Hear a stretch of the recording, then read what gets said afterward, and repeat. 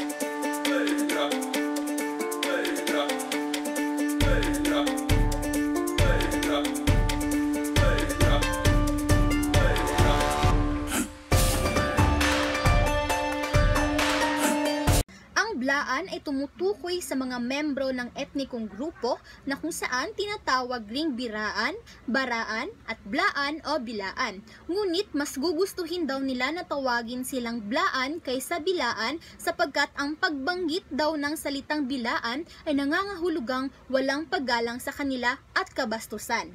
Ang mga blaan ay sakop ng mga unang pangkat na mga Indonesian na unang nanirahan at nagtungo dito sa ating bansang Pilipinas matapos ang 5,000 taon.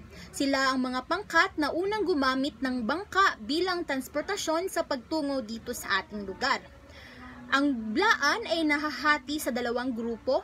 Ito ang Tolagad o yung Highlanders at Tubaba o Lowlanders. Kapag sinabi nating Tolagad o Highlanders, sila yung grupo ng mga Blaan na nakatira sa matataas na bahagi ng lugar, partikular na sa bundok. At yung mga Tubaba naman o mga Lowlanders ay nakatira sa mga mapapatag na lugar. Karaniwan, ang mga Blaan ay nakatira sa mga matataas na bahagi ng mga bulubunduki ng North Cotabato at isla ng Sarangani. Ang tribong Blaan ay isa sa mga 18 etnikong grupo na hindi kabilang sa pangkat ng mga Muslim na naninirahan sa isla ng Mindanao. Ang Blaan rin ay tinuturing na pangatlo sa pinakamalaking pangkat etniko dito sa ating bansang Pilipinas. Tulad ng ibang pangkat etniko dito sa Pilipinas, ang mga Blaan ay mayroon ding sariling kaugalian, kultura, paniniwala at tradisyon na kung saan likas sa kanila ang may natatangi at makulay at kamanghamanghang kultura o tradisyon na kung saan sumisimbolo sa kanilang pagkakakilanlan. Una na rito ay ang kanilang pananamit. Ang mga kalalakihan ay nagsusuot ng saulaki na kung saan tawag sa pang-itaas na kasuotan ng mga kalalakihan at salwal Blaan, ito naman ang tawag sa pang-ibabang kasuotan ng mga kalalakihan. Para naman sa mga kababaihan, sila ay nagsusuot ng saulsla. Ito ang tawag sa pang-itaas na kasuotan ng mga kababaihan at defang naman, ito ang tawag sa pang-ibabang kasuotan ng mga kababaihan. Gumagamit rin sila ng beads at seiken. Ito yung ginagamit nila bilang palamuti sa kanilang damit na kung saan nagmula sa kabibi ng kapis na tinatawag o tawag ay takmon. Ang mga Blaan rin ay mayroong kaaya-aya at kawili-wiling mga palamuti o alahas na kanilang sinusuot, partikular na sa mga kababaihan. Una na rito ay ang Swatsan Sala. Ito ay isang suklay na gawa sa beads na kung saan ginagamit lamang ng mga kababahian tuwing mayroong pagdiriwang o okasyon sa kanila. Sunod naman ay ang Sibatan. Ito ay isang malakwintas na sinturon na kung saan sinusuot sa bewang ng mga kababaihan. Sunod naman ay ang otob. Ang otob ay ginagamit ng mga lalaking Blaan na sinusuot nila sa kanilang ulo na siya nagsisilbi nilang bandana. Sunod naman ay ang kamagi. Ang hamagi ay pinagdugtong-dugtong na bilog na bakal na nabuo na parang kadena. Sa dulo nito ay may maliliit na kampana o bilog na tingga na kung saan gumagawa ng mga tunog. Sunod naman ay ang singkababat. Ang singkababat ay maliliit na kampanilya na gumagawa ng tunog na sinusuot nila sa kanilang bandang paa.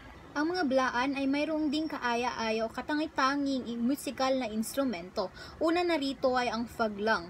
Ang faglang ay isang tradisyonal na instrumentong pangmusika ng mga blaan. Ito ay isang uri ng kudyupe o two-string flute na karaniwang gawa sa kahoy na mayroong mahabang leeg. Karaniwan, ang faglang ay ginagamit sa mga ritual at salaysay. Karaniwan itong tinutugtog ng mga matatanda o alagad ng sining upang ipahayag ang kasaysayan, kultura at paniniwala ng mga blaan. Sunod naman ay ang falimak.